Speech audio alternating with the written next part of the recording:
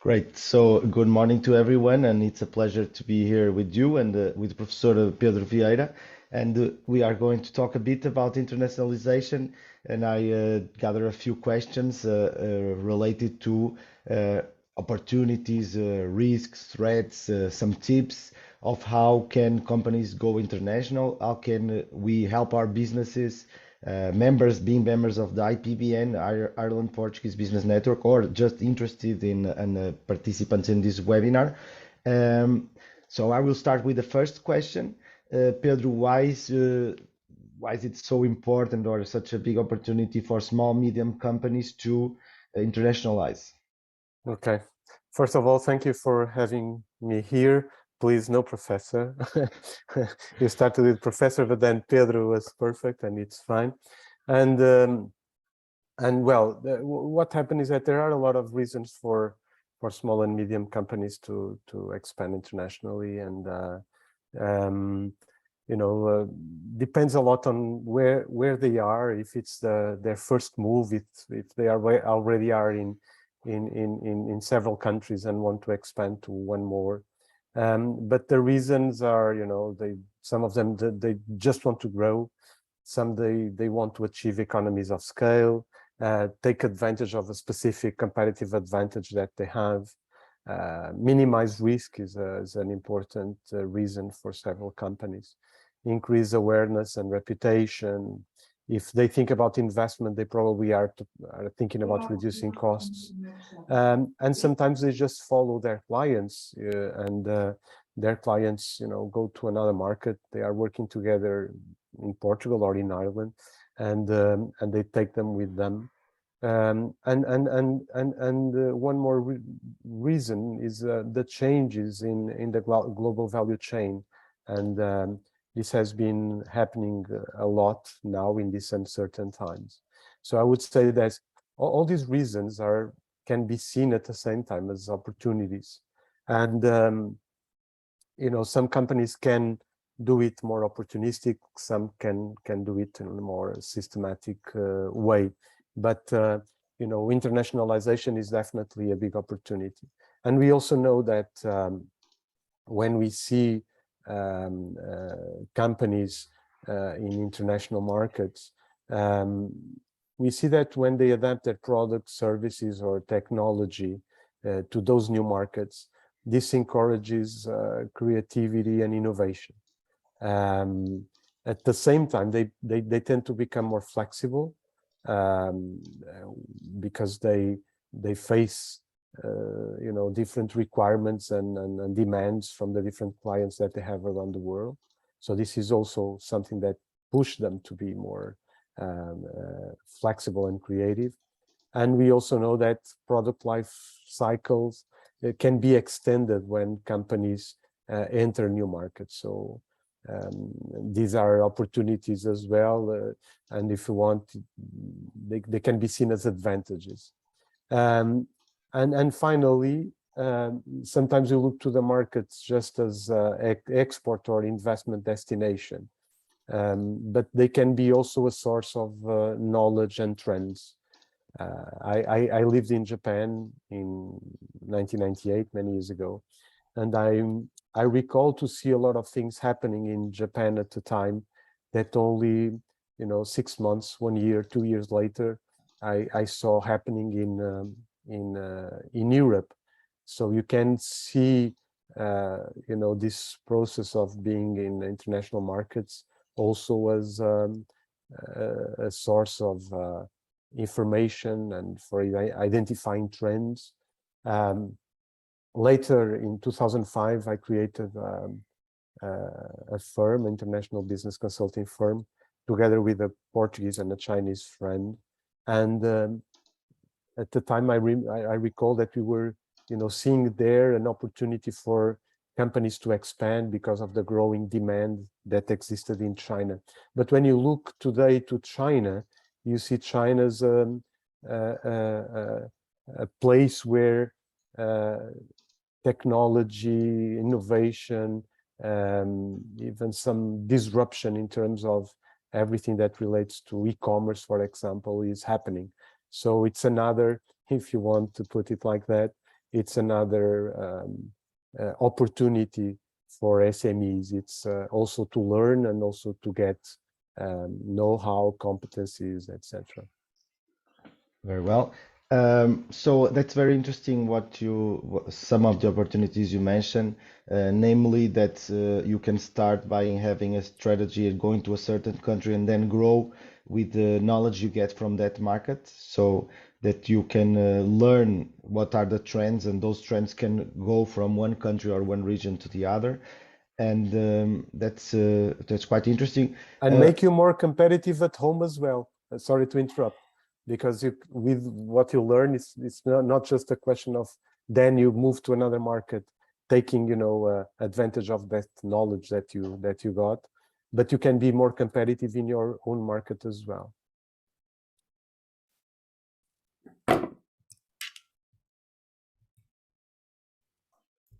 Hello, Pedro. Very well. Okay. Yes. So sorry, just my headphones got out of battery. No problem. Yeah. Also, you mentioned that you could get more flexible by going to different markets and maybe have some more muscle, and it requires as well to keep on evolving your product life cycle, and by extending to these new markets, you'll have new demands, new requirements. What do you believe are the biggest challenges for a small medium enterprise when actually trying to do this way or starting this way? The challenge is you can organize them in several areas, but let's put it like this. When a company decides to approach international markets, and no matter it's the first market that it will approach, or if the company is already, for example, let's say exporting to European markets, they will face new variables. And all of them can be related to distance, not only the geographic distance. And there's an author and a researcher that organized these distances in four types of distances that are the geographic, the administrative, the economic, and the cultural. It was Pankaj Ghemawat. And this shows that this distance can include a lot of several aspects. But in those new variables, you have land borders, you have new currencies. And for a company that has been, for example, exporting only to Eurozone, to face this challenge of dealing with a new currency might not be easy. Think, for example, with the case of Brazil, where the exchange rate, it's not so stable, and you have to deal with that. You have, the trade rules and customs that for a company that is only selling to the European Union, it's something new as well. The different languages, and even within Europe, we have that challenge. One thing is, to have English as a working language. Another thing is, if you decide to go and export to France or to Germany, and I believe some of you might have this experience, at some point you really need to have someone speaking in French or speaking in German.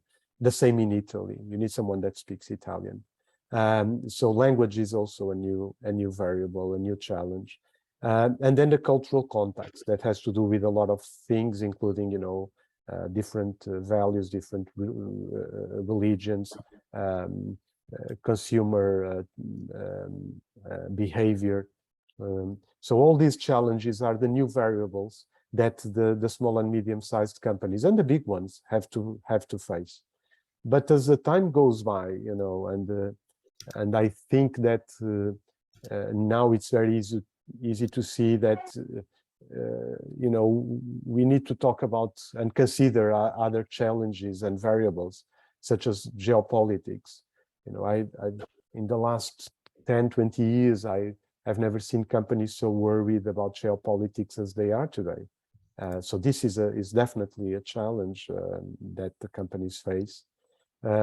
Questions or issues such as sustainability, that in the Nordic countries, for example, they are very, very important in all their areas, not only the environmental, but also, you know, everything that relates to, you know, company governance and social responsibility, digital transformation, you know, the challenges of the global value chains that, you know, are now changing and adapting to all these new times.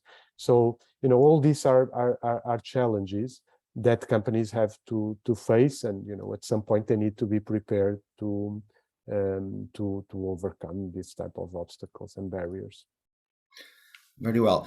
From the things you mentioned, it seems that you see a big difference when actually working inside European Union, like a big single market, or going in that direction, towards working with the other regions that might not be using the same languages, you know, well, or the same values, maybe in same religions.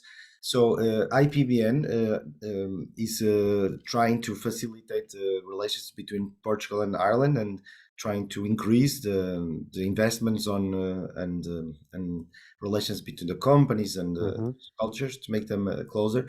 Do you think that this opportunity could be a first step, or one of the first steps, for those companies that are looking for another market, and by these alliances between different countries inside the European community, could that make it easier for them? Or no, yes. If we talk about the four distances that we mentioned before, the geographic distance is very small. So this is an important aspect. If you want to go to the cultural aspect, yes, there are a lot of differences between Portugal and Ireland, for example, but, you know, much less than you see if you work with China, Japan, or Rwanda, or other countries. So even if exists some cultural distance, is not, you know, so big. There are some economic distance, in the sense that, you know, the purchasing power is a little different. That might influence the way you adapt your products to the markets, no matter it's from Portugal to Ireland or from Ireland to Portugal. But where the distance is probably more reduced is in the administrative aspect. So the fact that we belong to European Union makes that a lot of things are exactly the same in terms of regulation, certification, even in terms of, you know, financial aspects and so on. So that helps a lot. And you know, and then the question of language, you know, because the fact that then English can be the language that the companies will use, you know, and it's the language that is more spoken within the Portuguese companies, not considering Portuguese. So there are a lot of advantages in trying to, you know, to be connected to Ireland, and I hope so also in the other way around, from Ireland to Portugal.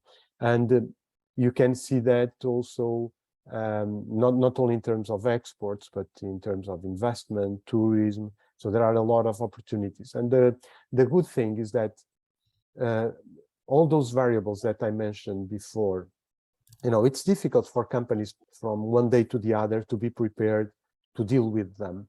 So it's wise if the market, because then there's another thing that we have to consider, is how interesting the market is for a specific country, how interesting Ireland is for, you know, let's say my company.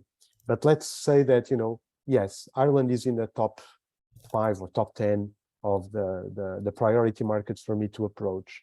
And let's say that within those 10 we have, you know, one country in Africa, one country in South America, another country in Asia, okay, but where the demand exists. So if we look to the demand, those 5 or 10 countries have more or less the same priority. But then if we consider the other variables, then maybe it's wiser to start with Ireland. And then I think you mentioned this before, you know, it can be a way for you to get some more muscle get more knowledge, get more experience, that then makes you to be more successful when you go to a more distant country where more variables are involved. So I think, that if you can connect companies from Portugal and Ireland, from one side, you are reducing the distance because it's, I think it's one of your roles. And at the same time, you are, giving the opportunity to some companies to experience this process of international expansion that, can work as a training for then, allow them to go to more complex cultures and markets. Very well. Quite interesting. So, from what you said, there are some from these four distances. There are some proximities between these two countries, Ireland and Portugal, namely being in the European Union and also having the same currency, the euro. Mm-hmm. Makes it easier. And now also you mentioned the regulation and even the certification. For instance, the GDPR, the General Data Protection Regulation, which is mandatory to work with the data from the citizens of Europe or being them in Europe, that these countries have to respect. And we mentioned Ireland, but we could be talking about Scotland or Of course. UK, France. Well, in terms of the regulation and certification, of course, in terms of the point, it depends on those countries. But the languages, it seems that Europe has been evolving in terms of having some more language like English or Spanish, Italian. Some of them have a larger impact and have a larger, let's say, around the world they are more used. Some of them than the others, but there is an effort from the European community to have all the documents from all these legislations and certification in all those languages and made available. So there's an effort to come for this common market. And as you mentioned, this could be a stepping stone, like going up a staircase, that you try one country inside the European community, outside the European community. Maybe you start with Spain or with Ireland, then you try Brazil. And this could also apply not just for the Portuguese, but also to the Irish companies. And even the other day, talking to with the ambassador of Ireland to Portugal, he mentioned about the interest of the Irish companies also in the Portuguese-speaking countries. So Portugal can open those doors, yes. And the cooperation between those companies can have a set of opportunities that can be shared from these two countries. And it's quite interesting that you're saying about this learning, that it's a learning process for the companies and for those leading those companies. So you mentioned some of these factors, starting by the risks, and also you talked a bit about geopolitics and sustainability, digital transformation. So this seems to be challenges that are hot in the agendas, and cybersecurity, to name another one. Yeah. What do you consider to be the risks that SMEs have to be prepared to take when they are facing this challenge, or to actually start in these new countries or new opportunities, a bit like starting again? Or how do you see that? You already mentioned some of them, so I would probably use that. There's a very recent study by McKinsey that they were interviewing a lot of CEOs, entrepreneurs in different countries in the world, and the main risks that they identified. This is from late September. It was inflation, of course, geopolitical conflicts, and supply chain disruption. So this is the three risks that companies at this moment are worried about. Of course, if you want to put them all together, it's instability. So you really don't know what's going to happen. I think there's a big question mark also, for example, with China. We had last weekend the Congress, and I don't need to talk about it. Everybody knows what is happening, but it's still, we don't know what is going to happen in China in particular, in terms of geopolitical conflicts as well.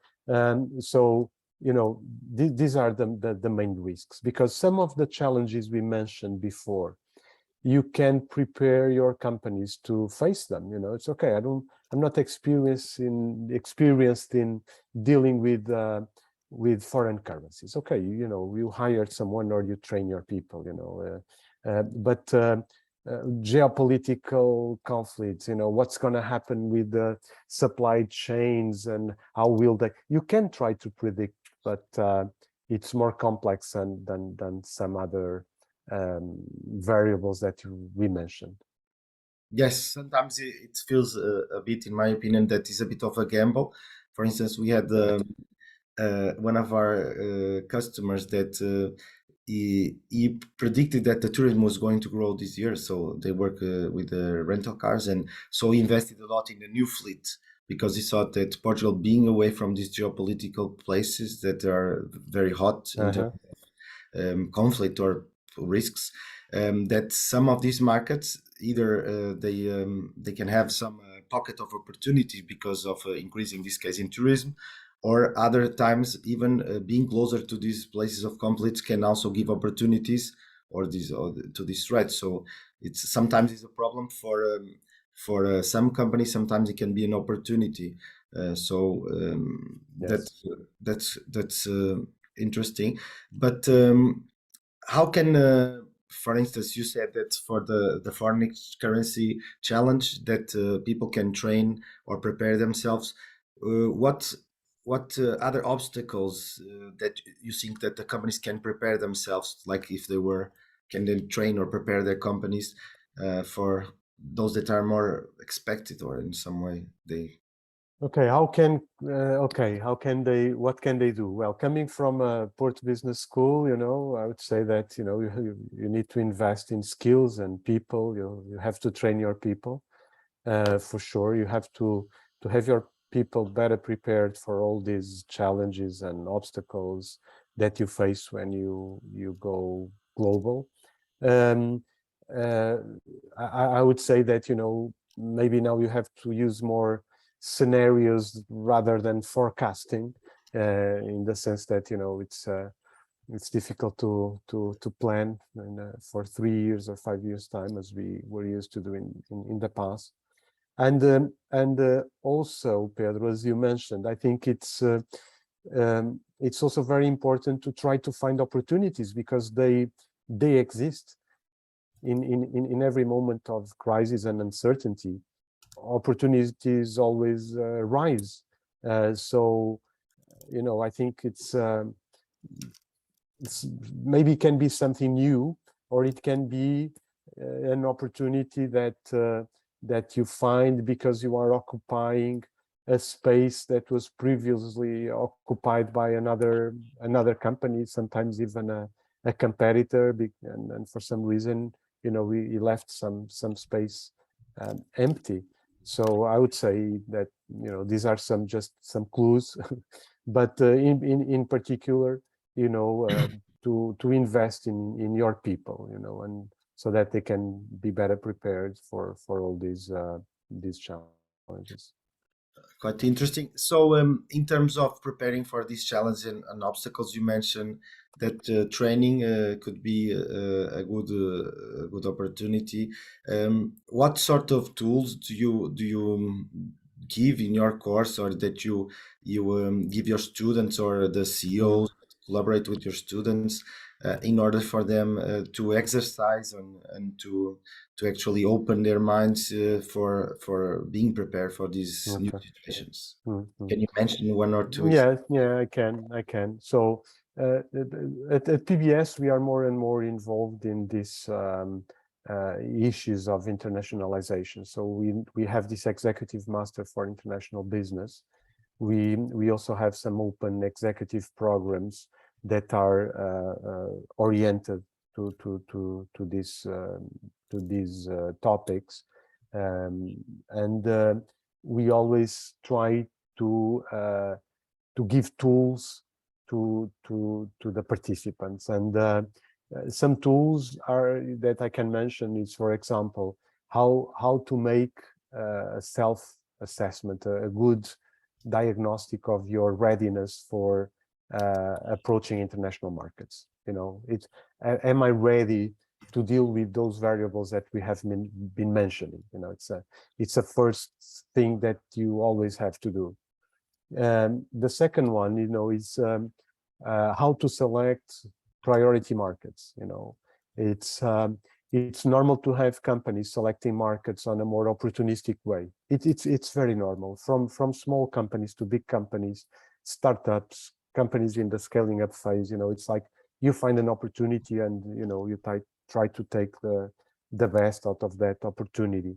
It's because someone got in touch with you. It's because they read a news article about your company and they contact you.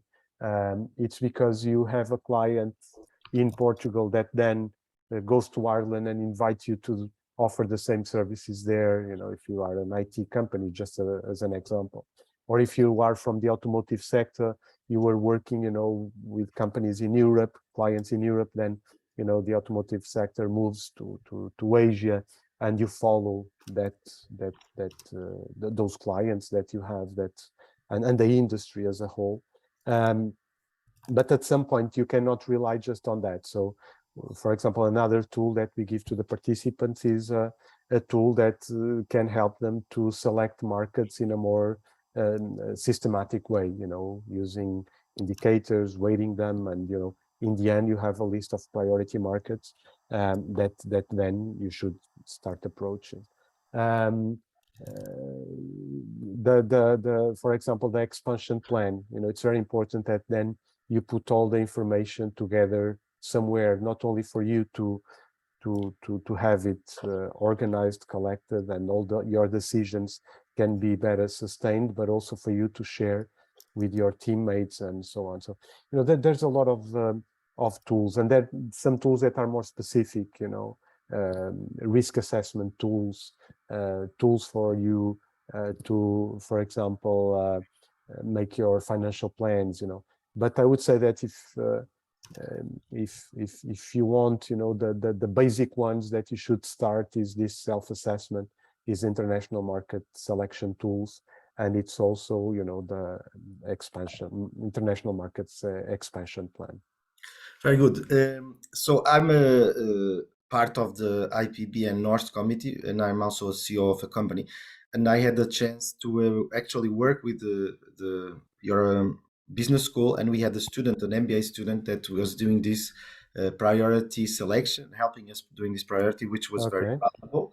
I have actually not shared this before, and it really helped us identifying the different categories, and also what could be the criteria for us to move, and then we do this quantify the market, and that helps to identify, as well as you mentioned, some of the risks with the currency. So this was before the Brexit. So one of the reasons we didn't move to UK was because we saw it coming. They were still in Europe, but they were saying, oh, maybe we go out. So this was like a red flag for us.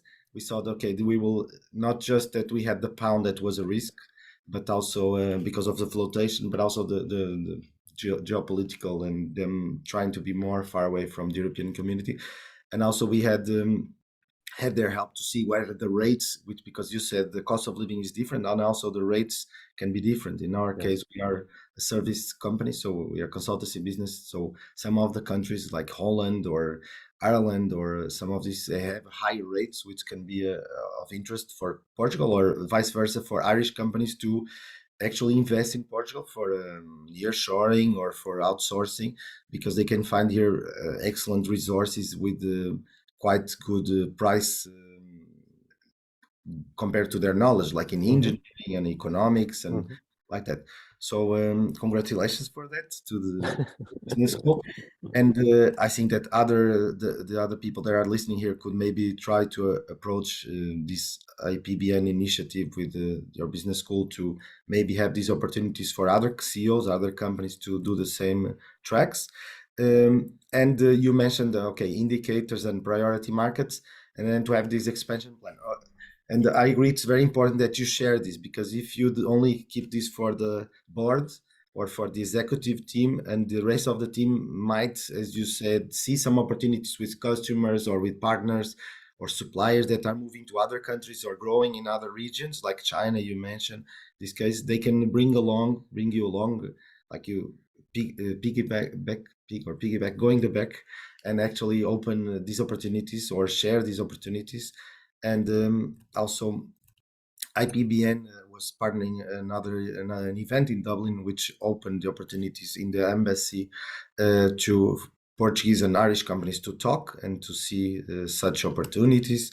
What other advices do you give for those that are already have been trying this approach of going to new countries and maybe have failed in some of these, or one or two countries, and maybe they are still growing in one of the small medium companies that trying to do these steps or already have succeeded in one country?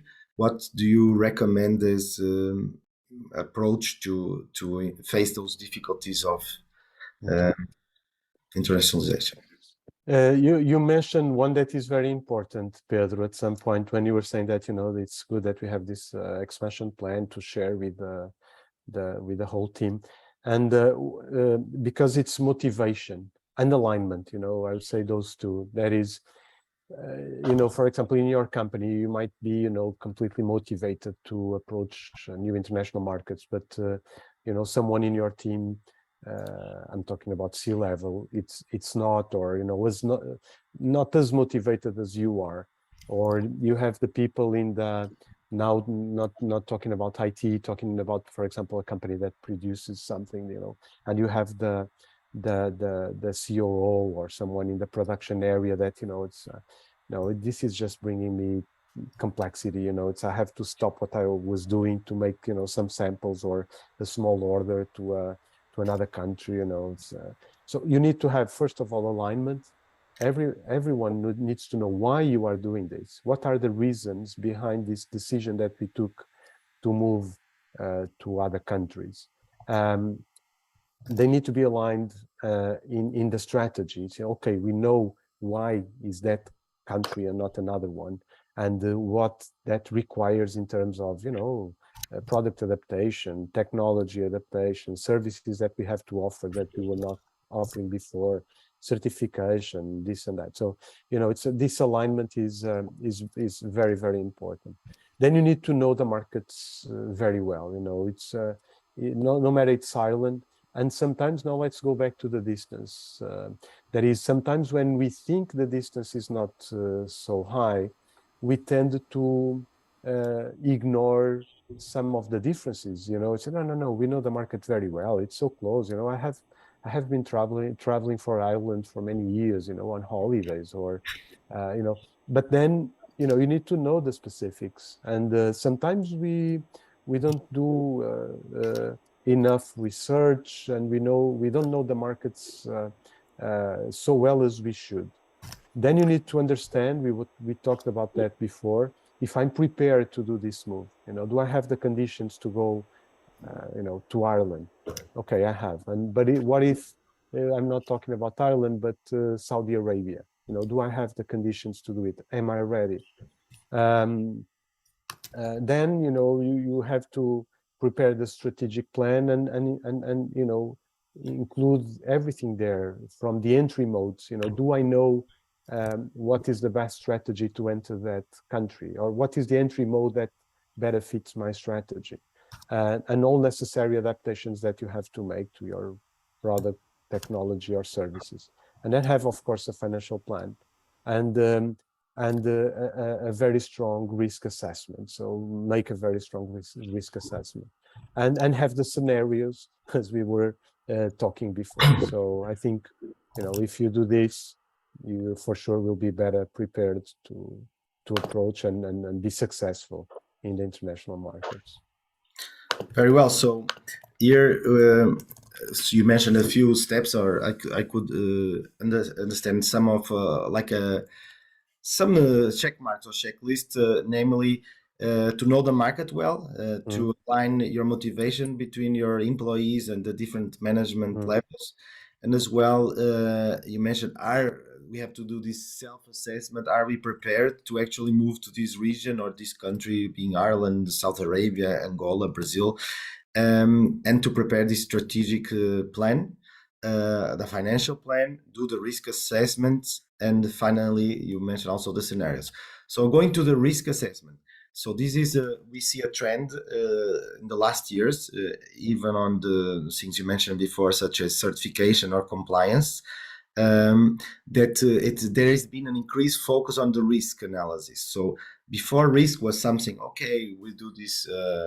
Is a management practice that sometimes is used, but what we've seen nowadays is even the certifications now it's mandatory to do risk analysis in different levels. And if you are talking about cybersecurity, of course, in cybersecurity, information security, in data protection, in filling the regulations for these countries, and even as you said, the cultural risks or financial risks related to currencies, exchange rates, or inflation.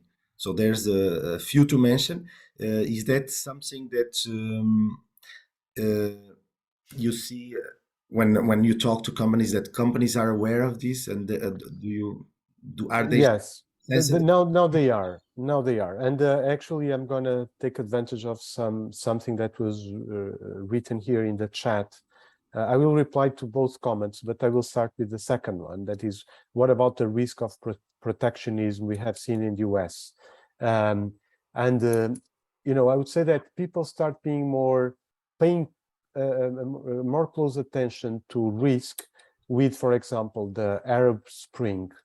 Now talking about Portuguese reality, some companies were doing from the construction sector. They were in some Arab countries at that time, and they almost lost everything. They invested a lot there with some teams there, and for some political issues that were not foreseen, they lost big opportunities in terms of some were building hospitals or universities and schools or highways, so it was one of the cases.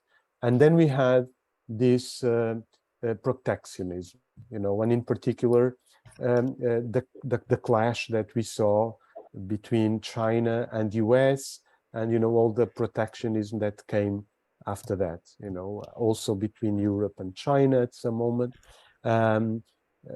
We had the Brexit that you have mentioned, that for you for your company in particular had some impact, so we cannot ignore that. People were starting to pay more attention to all this, and then COVID, that was something different, and finally this war in Europe.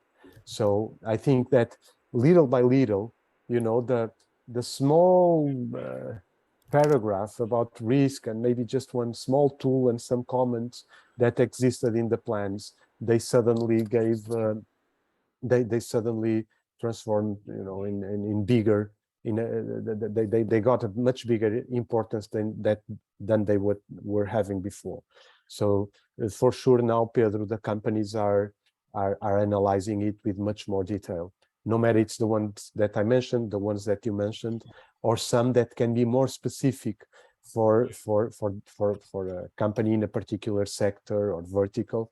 Now they are considering it. So this is something that is that I've seen happening. And go ahead, please. And just speaking on what you said, and also you mentioned before, for instance, some of these risks and some of those problems that can arise can turn into opportunities. To mention the example of COVID.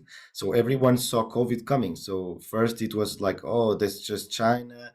China flu, and then it started to spread Italy to different regions across the world and in Europe, and suddenly we were all at home, locked in our rooms, and trying to those that were leading companies or businesses trying to reshape their heads and their way of thinking, and trying to keep calm their staff and their team and their sales team, marketing team, and everyone to rethink their new situation and to see how to harvest those opportunities. For instance, if I mention my company, the first few months, we had a lot of customers that big customers, known companies, that they were like, okay, we don't know what's happening, so we just stopped everything. So they just paused. Yeah. It happened. Yeah. Yes. 3 to 5 months, they stopped hiring us, or they suspended the projects. consultancy, process improvement, certification projects.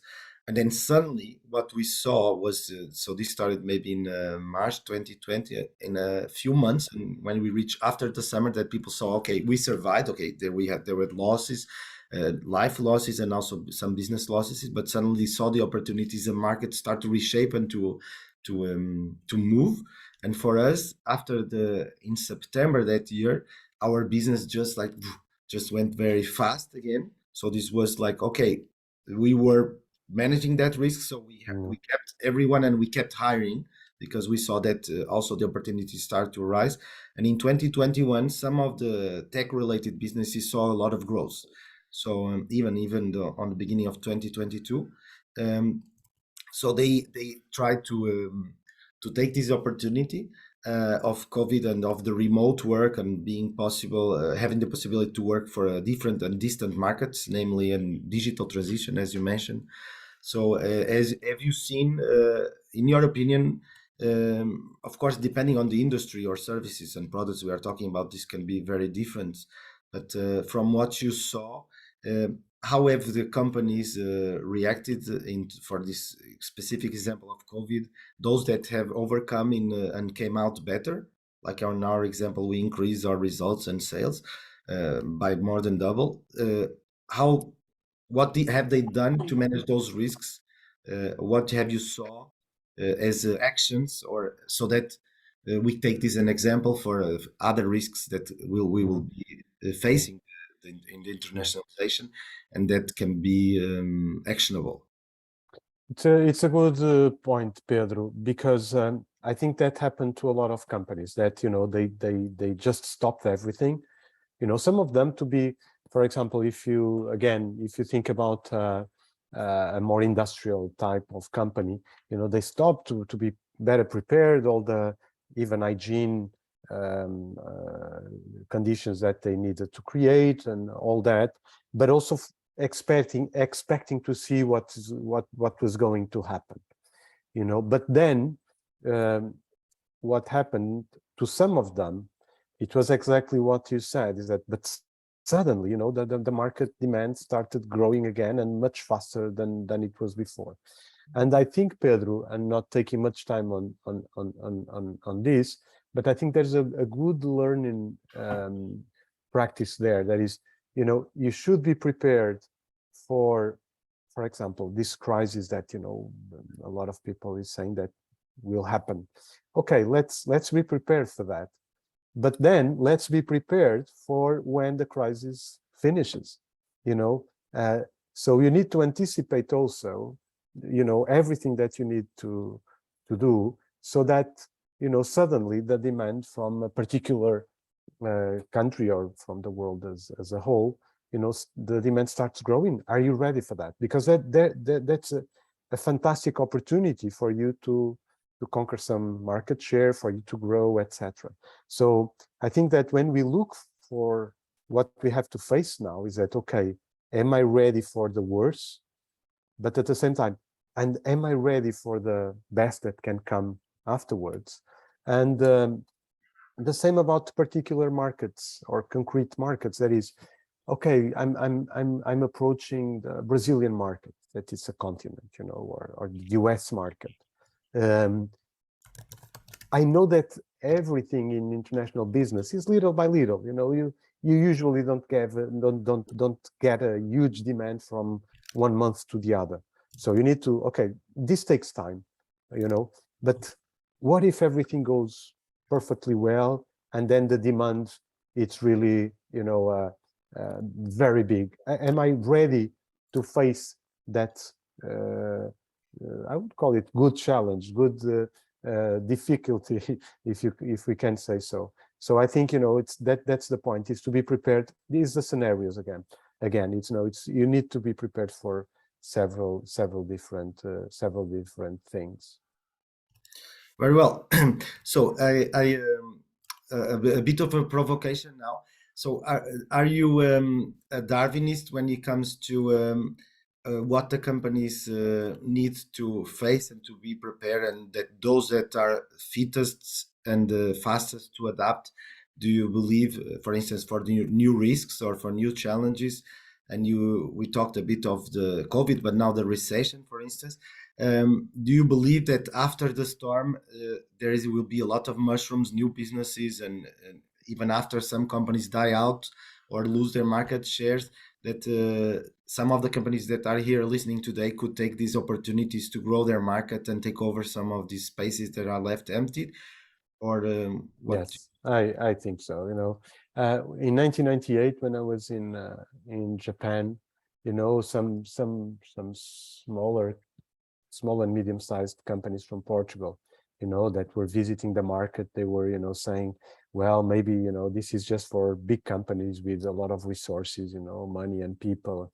And I remember very well the people I was working with, and what my experience told me at the time is that more important than having these resources is to be agile and flexible. I keep that in my mind since 1998, and I think this applies a lot for what is happening now. It's like you need to be agile and flexible so that you can take advantage of all the opportunities that I'm pretty sure will appear now. That that we saw that with COVID, we saw that with Brexit, we saw that there are always opportunities. And if you are a very big boat, for you it's very difficult to to turn left or turn right. But if you are a smaller boat, more faster and agile and flexible, then maybe you can take advantage of the opportunities for sure. Very well.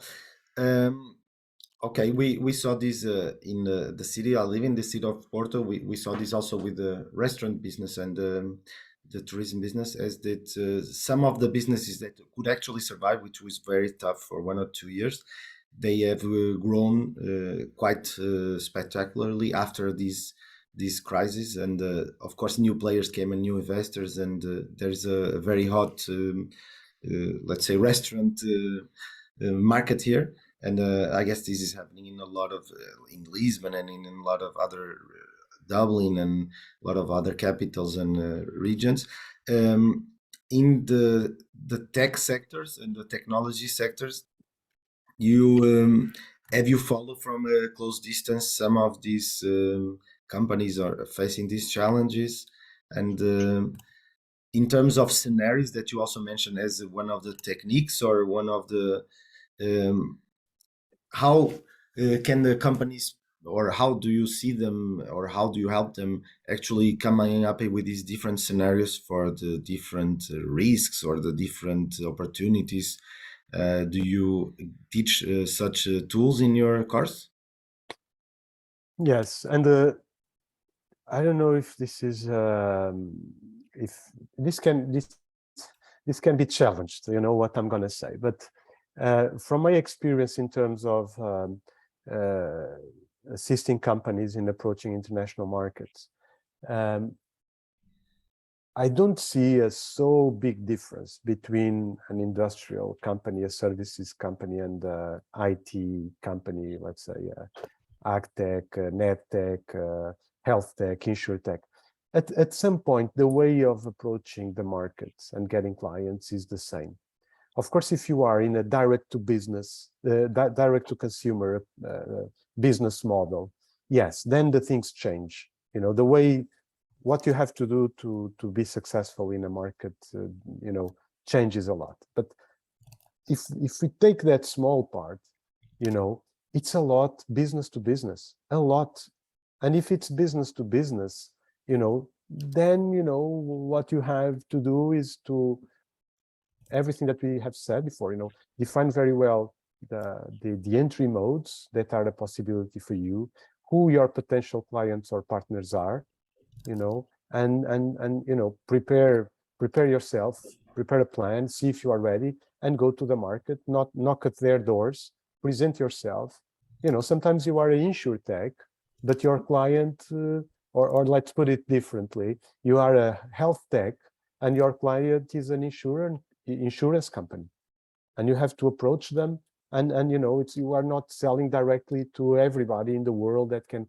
It exists, but I think we cannot put IT in a very a specific place where, no one else is there.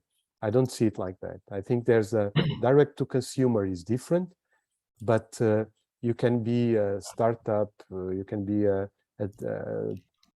IT-based, tech-based company, that want to approach different markets, and the methodologies are the same that apply to other type of companies and businesses. This is what I've been seeing, and this is what I've been discussing with even some CEOs and founders of companies that very recently I was talking to a health tech that wants to approach, it is approaching the US market. And he was saying, so what I'm doing is I'm knocking at the doors of, universities. I cannot talk about the specific technology that they developed, but they are getting in touch with buyers from universities, private hospitals, to present their solutions, but they are definitely a health tech. So the tools, in part, they are the same. Then you can have specific tools that relate to how to do this on a more web-based model, or SaaS, a SaaS type of model. Okay, there are specific things that you have to do, but in most cases, they don't differ too much. Very well, thank you. So you mentioned a few steps on the approach of a business to a new market, namely defining very well the entry mode, seeing your potential clients and partners, preparing yourself, going to the market and presenting yourself. This is also a very important step. But when create trust, build this trust, and that was actually the point I was going to talk about. Is one of what we saw in Ireland, and we believe in Portugal, is quite similar from our experience, and we shared this with some in IPBN with some companies from both sides, and they said that something that was bringing was similar in these markets was the importance of the word of mouth that you actually mentioned. Oh, look, I met Arnold or Ivo or Andre, and he has this type of business, and we have done business with them. They're trustable and they're good to work with and reliable. So this is one possible plus in terms of partnership, as you mentioned. What sort of partnerships or what type of approaches have you seen that you believe that work well in business to business? I don't think I can be very specific in replying to this question, but maybe I can go to something that is also in chat and that we have mentioned in a previous question that has to do with trust, building trust. So trust, it will always be necessary in business, and in particular in business to business. And the point is, how do you build trust? Okay, and first you have to have a good service, a good technology. You need to be competent. You need to deliver at the right time. But then there's the part of they don't know you from anywhere, so you need to either create this relationship that takes time. You go there, in some cultures such as Brazil, Portugal, and China, just to give examples from different continents, you have to have lunch together, to talk about your personal life, and you start creating trust through the relationship. So you have to have something to offer. It's more, let's say, more based on tasks and more based on what you really offer. But on the other hand, in some countries, has to do with relationship. So this is to say now, and trying to reply to your question, if you don't have this possibility of creating trust immediately, because no one there, maybe through IPBN, you can start creating a relationship or trying to build trust, because if I don't know Pedro from anywhere, but I know Arnold, when Arnold is saying, look, this is a good company from Portugal, so it's a starting point. Okay, you are not an unknown person and an unknown company anymore. And there are some connections that, starts making these bridges and putting, putting people together. So this is why these type of organizations and are very important, because and we have in the chat something about, the what about the cultural differences, right? So this is one case. In Porto Business School, actually in November, we will have a 16-hour program, very short program on exactly this. So intercultural business communication and also negotiations in different cultures. But this that we are talking about now has to do with that, has to do with culture and how to build trust in different cultures. And relationship is one of them. And if you have someone that makes the bridge, then it's much easier.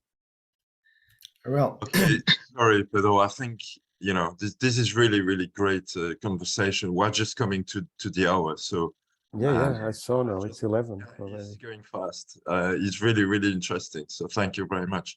But I just want to give the opportunity to maybe some of our guests today to ask you a question. I don't know if Anthony or Ivo or anybody else wants to ask any question. I think that one of the things which maybe might change also the way people are looking now going international is the fact that more and more people are now working remotely. So companies can also reduce a little bit their costs when they are going international and hire people who can work remotely from the country they want to penetrate and do some sort of research or starting and see how the market responds to the product or services. And I think that's quite a big change to the way maybe small and medium-sized companies were looking at going internationally, where I put on the chat, I was when I was working for The Economist, it was all about think globally but act locally, and we were growing internationally in all the different markets in Europe by employing local people who as Pedro you were saying, the language, the culture, they know probably better the market that you do, and you need to. But then it's all the questions that you were talking about, the trust and knowing the person. So if you have somebody referring somebody else, that's always help. But I think there is a shift in the way people can look at going internationally and not take too much risk. And if for some reasons it doesn't work, they can always pull out without too much cost. that's true. Yes, yeah, agree.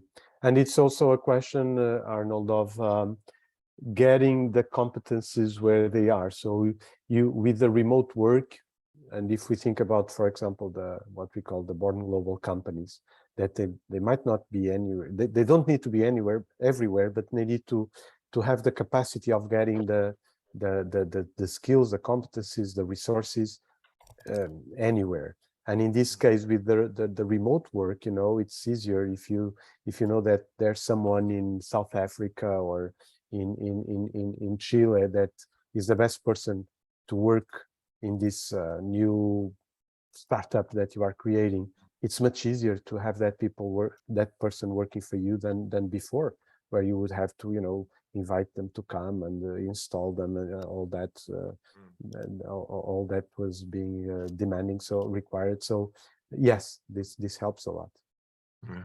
And I wanted to ask you, and I don't know, this is a question, when you talk to Irish people moving to Portugal, what they are really impressed is by the talents and the skills that they can find in Portugal. So all the education, I mean, that must be done through the education they get at university as well. We have a lot of engineers and software developers from Coimbra and Porto. So there is a lot of skills, but then there is that discrepancy with the rest of Europe in terms of salary.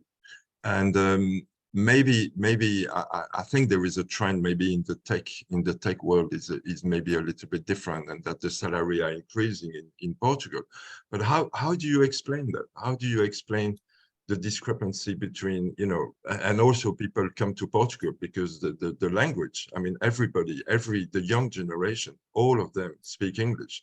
If you go to Italy or Spain or France, it's not the case. So you know, I know Irish people wants to come to Portugal also for other reasons, of course, that we know. But you know, in terms of talent, they look at. I know an Irish company who, I mean, I know few Irish companies who are hiring a lot of people here. But there is that discrepancy. Yeah, but I will add something to what you were saying. That is, it's people that is very technically very well prepared and trained. You know, they speak English. You know, and but it's more than that. It's and going back to culture, you know, it's that when we see the different dimensions in terms of cultural differences, that can be, you know, about how you create a relationship that is more task-based or is more relationship-based, or if we talk another dimension is how the companies are organizing, you know, and the society more hierarchical or more egalitarian, or how do you give the negative feedback in a more direct or more indirect way. We are in the middle in almost all the dimensions, and the good thing about that is that we can adapt. It's a company that can come from Ireland, it can be a company that comes from Japan, or it can be a company that comes from the United States. And the Portuguese have seen it. You know, it's we are not in the extremes, but we have seen it, and we have this capacity for adaptation. And that's why we also hear a lot of people saying that, oh, the Portuguese, when they are in other countries, you know, they are very professional, and they, you know, they have all this capacity of people like them very much. We are generalizing here, and of course, there are limits for this. There are enough data points, aren't there? I think. Please, Anthony. I think there are enough data points to prove it. You know, I think I heard someone refer to the Portuguese working culture as the Germany of the Roman languages, right? It has a structure to it that doesn't exist in Italy, but it also doesn't have the hierarchy that a Spanish, you know, more familial environment would have, which is all based on who you know. It's much more open in terms of access, but equally has the rigor of regulation, and also in terms of discipline. So it sits well, and then when you combine that in a European or global context, it kind of fits in. Plus, it's also being side Atlantic country like Ireland. It just has that constant view out to the rest of the world, right? Which is so deep in the culture that it just flows through the attitude to work as well, which is very different from a more binnenland kind of like in a European country. So it definitely helps. One thing when you were talking that because I always see things through a music perspective, but I think it's always very useful when you're talking about international markets, because obviously if you're a music artist and you want to break into other countries, you assume it's easy and everyone's going to like the same thing. But what I always do, and when I tell people about moving globally, is look at the top 10 in any country to really understand how a country works. So whilst you were talking, I just checked. So in Portugal this week, in the top 20, there are 3 Portuguese acts, 17 international acts.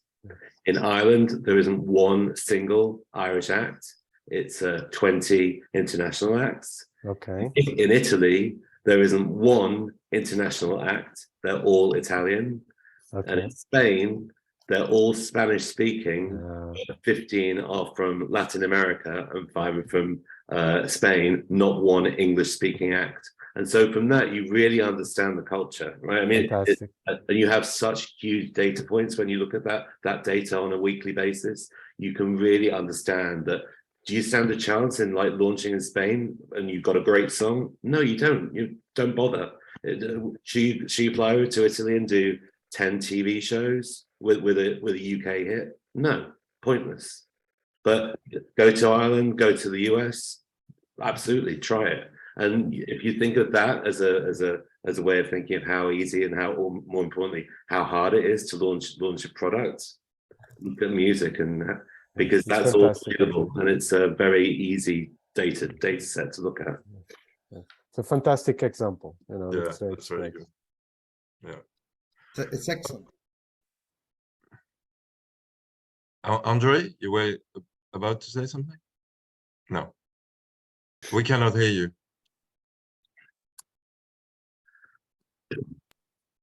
What about now? Yeah. What about now? Yeah, we can hear you. Okay. I can just give an example of my experience. So in Portugal, like TV, it's very rare to have TV programs dubbed. They all have subtitles. So we're quite exposed to other languages since we were little kids, like Brazilian Portuguese, Spanish, French, and English. We're exposed since we were little kids. And I actually started speaking or learning English from TV when I was a small kid. And that kind of is a very good example of why we are so adaptive to other cultures, and why we learn so quickly other languages. For example, we have like Spanish or friends in Spain. They are not exposed to other languages. Everything is dubbed. Even their music, like Anthony just said, the top 10 is all Spanish. So it's very difficult for them to learn other languages and to be exposed to other cultures. And the same with Brazil. Like we speak the same language, but they have, or at least in my experience, Brazilian people have some difficulties understanding our accent. And it's actually quite easy for us to imitate a Brazilian accent. Almost everyone can do it, although poorly most of the times. I don't understand the Brazilians.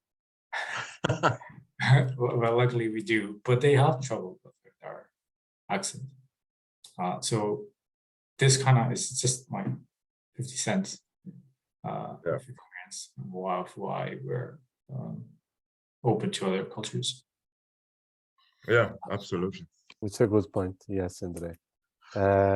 We are very much exposed to not only the different languages, but also, you know, as we receive a lot of well, it's more the Anglo-Saxonic, but still, you know, it's not only Portuguese TV, you know, soap operas or TV series or films, as for example happens in other countries such as Spain that you explained.